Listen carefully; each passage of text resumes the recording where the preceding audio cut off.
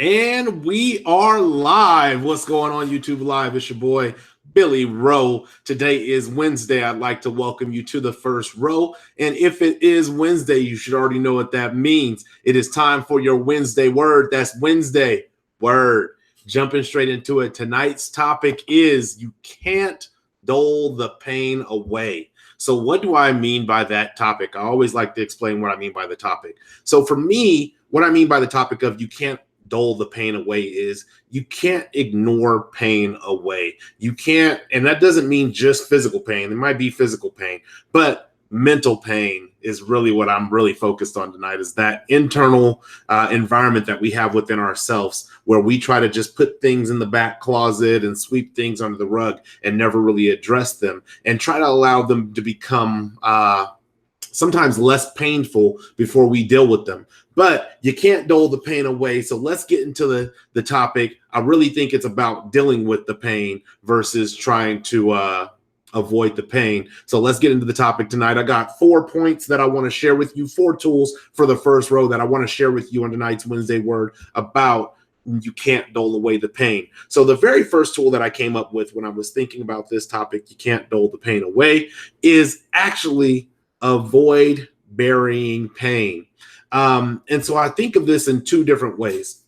Number one, I think of this in the sense of if pain is nuclear energy and you put it inside the reactor, yeah, everything is fine on the outside of the reactor so long as that reactor stays in place. However, when that pain is when the reactor that is holding that pain maybe cracks, or I forget what part of Japan there was a partial nuclear meltdown.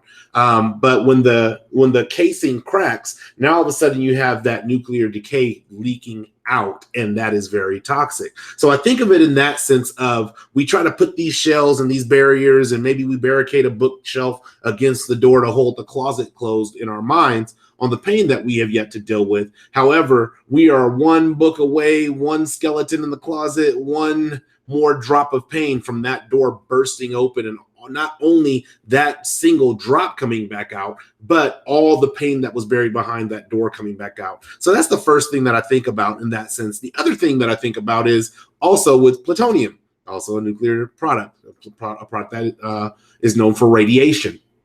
When you take something that is toxic or radioactive and you bury it in the ground, it also sours the ground. Maybe that's a little bit of Pet Cemetery kind of still lingering from my mind from seeing that a couple weeks ago. But it also sours the ground. That radiation sours the ground. So the ground becomes unusable. You can't really plant like plants in there. Actually, a really good example of this is in the city that I grew up in Sacramento. There was a rail yard.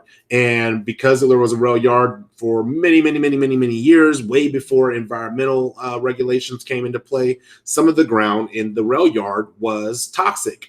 And so there came a time where they wanted to build on this rail yard ground. However, the first thing they had to do was, how do we get all the contaminated dirt out of this area? See, you can't just throw toxic waste into the ground and think, okay, well, now that I've covered it with a couple of pieces of dirt, it's going to be okay. The same thing goes with pain. You can't just take pain, and continue to throw dirt and dust over it in your mind, thinking, whatever, I don't have to deal with that. I don't have to worry about that. Nobody can see it. That over time, what happens is you end up with a toxic base. And that toxic base means any of the ideas, any of the thoughts, any of the actions that are going to come from that base are going to be contaminated with some of that poison. Now, it may not be lethal, but it will be contaminated. And when you have a contaminated mindset, typically your outcomes start to represent or reflect that contamination that's in the background playing in your mind. So that is the very first tool, is avoid burying pain. It may seem convenient, it may seem like a good idea, but I promise you, it will contaminate your mind, it will contaminate your ground, and you'll have a harder time bringing things that are positive or pain-free into existence. The second tool that I came up with when thinking about how you can't dole pain away was we eventually build a tolerance to our painkillers. So outside of that burying concept, what we typically do as humans is we typically will establish some sort of painkiller. So you're probably all familiar with painkillers. If you have a headache, you may take a Tylenol, you may take an Advil, you may take a Motrin, you may take an Excedrin, but you're using that painkiller to kind of dull the pain away. The thing is a lot of us think that, oh, well, the headache is gone. No, the headache isn't gone. The pain receptor that is letting you know that you have a headache is now not functioning at peak capacity. So therefore, now you cannot feel the pain of the headache. Now, there are certain headache medicines that will help promote the headache leaving. However, in this sense, we can go even a little stronger. Let's say something like Vicodin or muscle relaxers. If you are using those on a regular basis, like every day, a couple hours a day, then at some point, your prescription for that painkiller has to be increased, and it has to be increased, and it has to be increased. But at some point, you build up tolerances to them, and that's why you're increasing it until you get to the point where the medicine that you were using to dull the pain or to mitigate the pain no longer is effective, and they bump you up to the next category. And so now you're taking the next medicine, and you continue to build a tolerance to that until maybe eventually you get to a place where there's no painkiller that they can give you that's going to help you. And now they go into pain management. How can we teach you how to live with this pain versus, okay, we're going to give you painkillers to kind of keep you from being able to pay attention to the pain. The other things we see this is more in the mental capacity of the painkillers is the denial or the actions that we choose. So the denial can be like, oh, I don't have a problem. Let's say I suffer from depression. I actually suffered from depression when I was younger and into my young adulthood.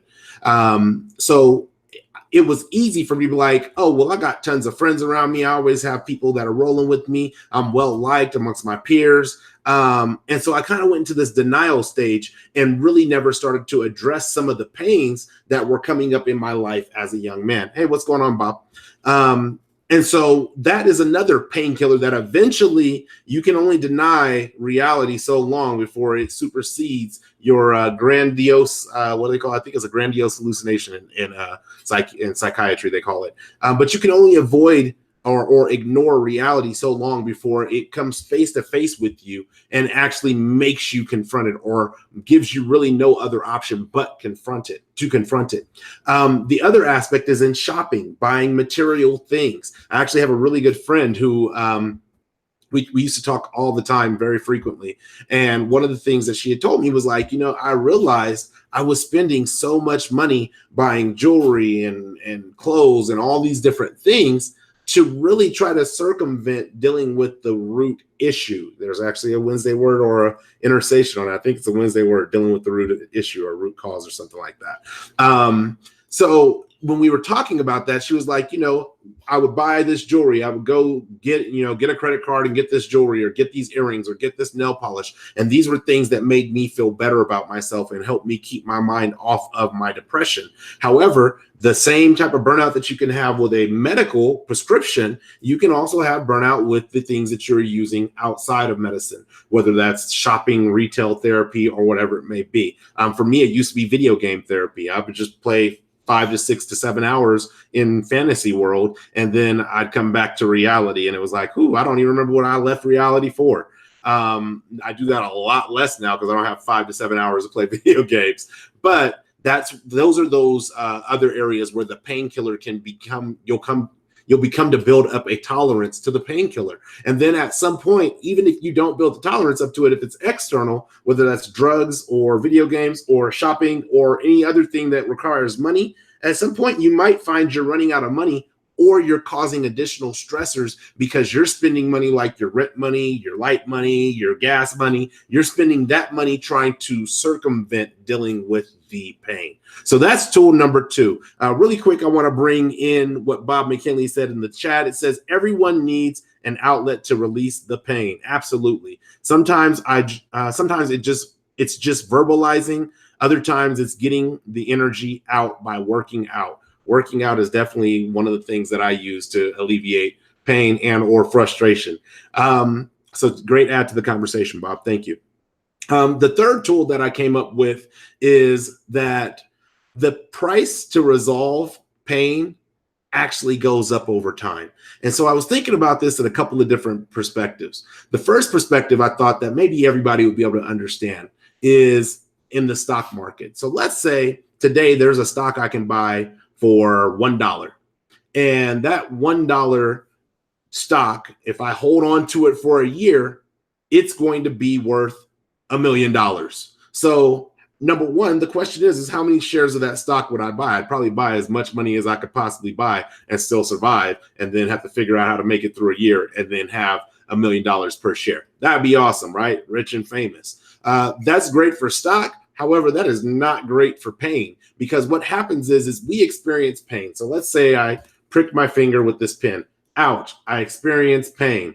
Now, I can either, if the pin has broken off in there, I can leave it in, the tip in there, and be like, oh, I already felt the prick from that. I don't really want to go in there and get that piece of pin fragment out of my fingertip. And then what happens is the skin heals over it. So it's okay. I just walk around with a little piece of metal in my hand. No big deal. And then maybe that metal gets into my bloodstream somehow, or maybe that metal gets infected because it's not surgical steel. Maybe that metal is determined, hey, you know what? There's something that gets in the way when I'm typing that I actually need to have it removed. But because I've allowed the skin to grow back over it and it to deepen into my system, sometimes it comes out great, but sometimes it deepens in. But allowed it to deepen into my system. Now, instead of just simply taking some tweezers and a needle to pull that tip out, now I might have to go and get surgery. And that's what happens when we invest in pain by holding on to it like it's a resource.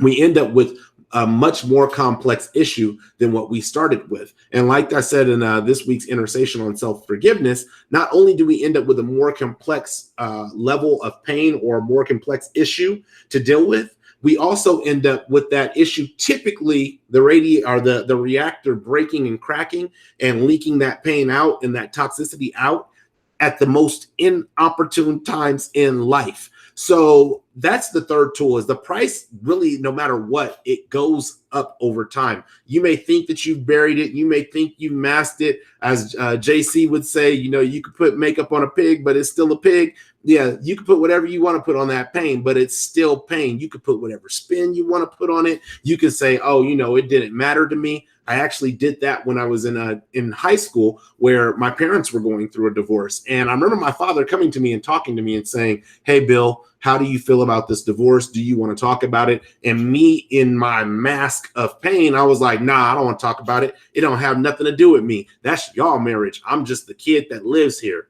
Yeah, right. And then I got to see my grades go from like me striving to be a straight A student to C's, B's, and D's. And then a couple of F's that I had on some classes because of the fact that it was just like, yeah, well, in my mind, I actually associated, well, I did the best grades that I possibly could do in my freshman year, the beginning of my freshman year. And the result of that was my parents got a divorce. Why the heck would I want to get straight A's? Apparently people get divorced over that. So again, realize that dealing with your pain immediately is going to be the lowest cost that you more than likely get to pay for that pain. Every day that you hold on to it, every hour, every minute, every second that you hold on to that pain, you are investing in a higher price to pay to resolve that issue. And unfortunately, it typically pulls a couple of other things with it, or other pieces of pain that you've been holding on in your portfolio. It pulls those pieces of pain out, and then now you got to deal with that pain and the old pain. So make sure you're on point with tool number 3. The price to resolve the pain goes up over time. And then the fourth and the final tool that I came up with when it comes to you can't dull the pain away, it really comes down to be honest about what hurts in order to address it. It'd be like you're almost, when it comes to pain, you're almost like your own doctor. In a sense, you're your own doctor. And if you go to the doctor, you're your own doctor. If you go to the doctor and the doctor says, hey, what am I here to see you for? And you tell the doctor, well, my elbow hurts right here, but really what hurts is my left knee and not my elbow. The doctor's going to look at your elbow and say, hey, I don't see anything wrong. It looks like everything's okay. Maybe you need to take an ibuprofen. Maybe there's some inflammation in there that you haven't dealt with. Take an ibuprofen, rest it for 2 days, and you should be good. Now, that doesn't address my knee. unfortunately. The ibuprofen may address my knee, but again, remember these painkillers we might build a tolerance to. But if I'm not dealing with the issue, if I have a torn meniscus and it's really my knee that hurts, then I need to go and get surgery to get that repaired. And no amount of rest for my elbow is going to heal that torn meniscus. So that's why this tool of being honest about what hurts is very important. And what it takes is an abundance of courage, because what the courage is necessary for is for reflection. Typically, when we get hurt, we don't want to reflect. And when we get hurt emotionally, we don't want to reflect on that emotional hurt. We don't want to be like, okay, well, let's dive into this and find out what this is about so that I can resolve it. It's like, no, I'm good. I just don't like the way that feels. No more research necessary. And so we try to leave it to the side. But when you take that time to really analyze internally what's going on inside of you and reflect honestly about what's going on inside of you, now what you're doing is you're putting yourself in position.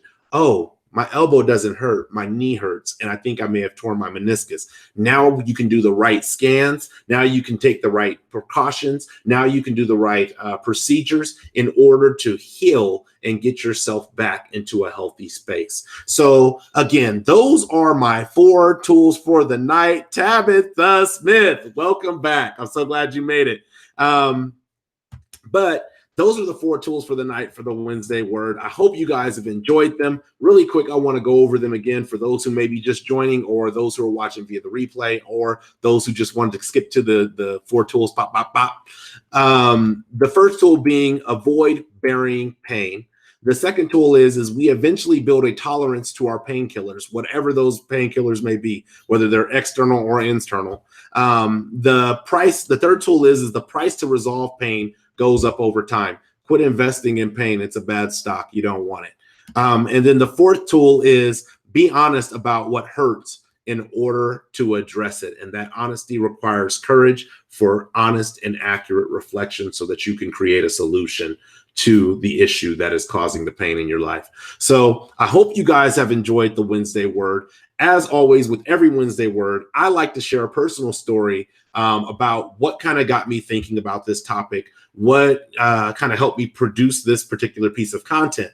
And for me, when it came to you can't dull the pain away, I really started thinking about an experience that I've had this year. I've actually had this experience twice, and it's called flotation therapy. And so what flotation therapy is in short, or in brief, is like you're in an isolation chamber with water that is saturated in salt. And because of the saturation of the salt, it allows you to float. Now, let me tell you, first and foremost, I don't care what water I have been in up until this point in life, I could not float. And it wasn't because I didn't know how. It wasn't because I wasn't holding my breath. I'm just heavy in the water. So anytime I was in water, I was sinking. So when I went to this flotation therapy, I thought, man, I'm not going to be able to float. I'm super heavy. I'm going to sink. And there's almost like less than maybe a foot and a half of water in this particular flotation isolation chamber. And so I get in and immediately I start floating. And so my first time, I'm like, okay, well, I got to learn how to relax my body because, you know, laying on a bed of just water, not a water bed, but a bed of water, you kind of tense up a little bit because humans don't want to drown. Who knew? But when I finally relaxed and just kind of like let my body lay there and float, I was floating. And then the next thing I knew, I was hearing all these sounds, and then I was hearing like my heartbeat, and then I was asleep. But the sounds were actually important because I had a shoulder injury that at the time I was trying to rehabilitate, and I was trying to ignore like it was strong and it's all good. You know, I'm Billy Rob bound. When you're close to your 40s, you don't bounce back as fast. So I'm in this chamber, and when I'm hearing this like sand or cement grinding sound, and I'm like, what is that noise? And what it was my shoulder. When I would lift my arm up, just you could hear just like going a sound that I could never hear.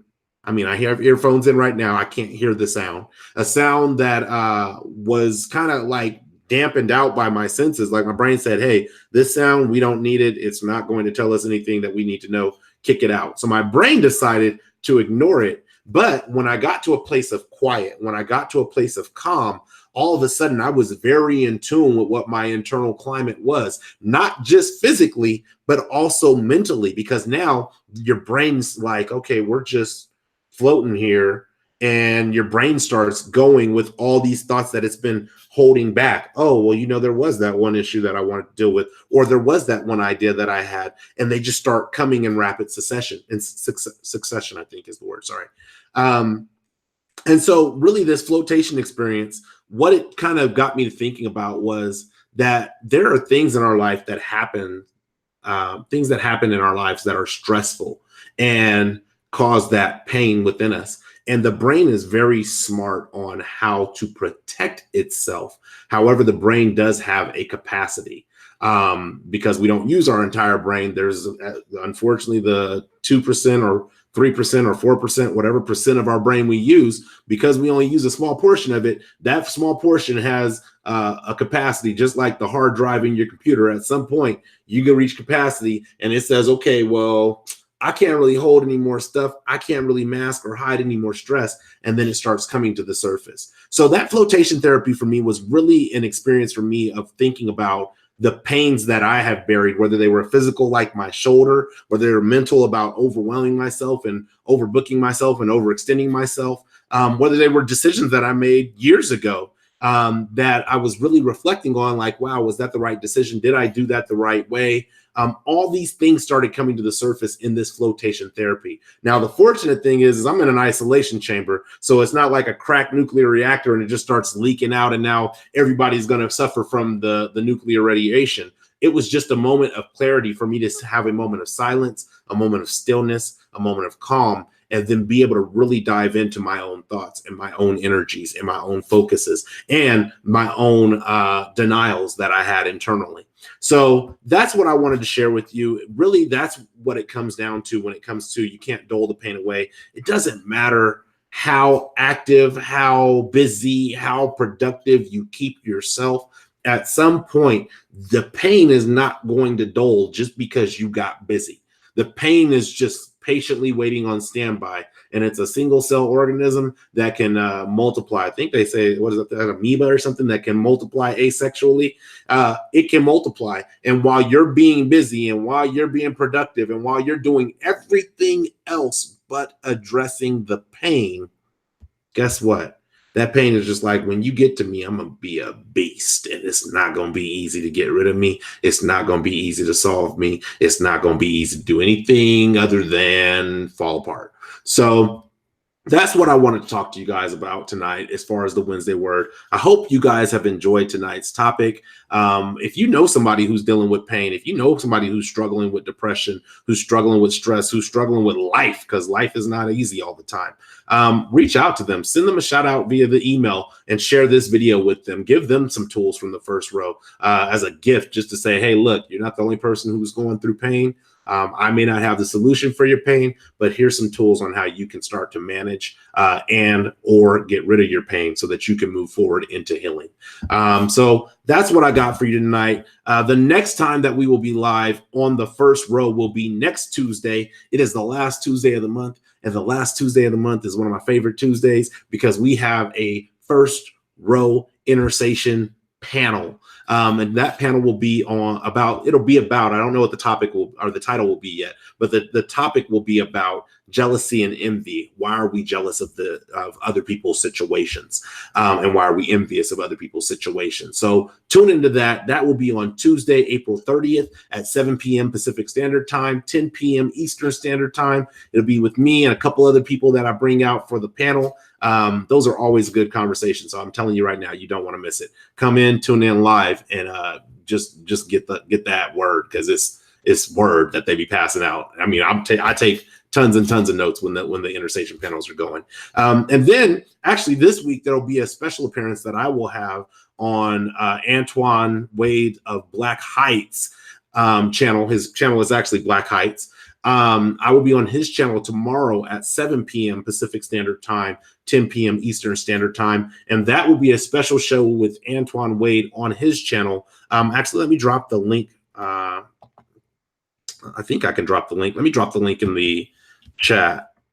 Fingers crossed this is it. That's the link if you want to go ahead and click and set a reminder there, or go over there and subscribe to that channel as well. Antoine Wade is doing wonderful things to empower minorities in lower income and lower opportunity communities to move an upward excellence in the management, CEO, D-level employee type stuff. So check out his channel. He's definitely got some great content over there. But I will be over there tomorrow at 7 p.m. Pacific Standard Time. Our topic will be listening and how you can use it to influence others. Oh man. Telling you, people, I ain't gonna tell you nothing. I'm just be there. Be there if you want to see what's up. Be there. But other than that, that's all that we got for you for this week on the first row. We are still working on additional content. If you have not watched Keeping It Real Estate, you definitely want to tune into that. Brother Moses is coming with new content that you're going to want to get in tune with. And then also, I believe next month, Terilyn Singletary, Coach Terilyn, will be launching her content for all the viewers who keep asking me about that. So that's all we got for tonight. If you haven't already, please subscribe to the channel. When you subscribe, click the bell so you can be notified when we are live on the first row. We got you a seat right here on the first row, right here. Just sit down, have a seat, first row. But other than that, again, I thank you guys for rocking with me on the live and the chat. And if you're watching via the replay, I'm happy to engage with you guys in the comments up into the first week of the content being released. After that, we move on to the next piece of content. We might go back and visit every once in a while, but we move on for the most part. So other than that, if you like this video, please share it. If you share it, please like it. We are happy to engage with you on all forms of social media. You can pretty much find us at First Row. That's 1STWROE. Until the next time, I look forward to seeing you soon, next week, actually, on the First Row, Tuesday, 7 p.m. Intersection panel. Catch it out. Check it out.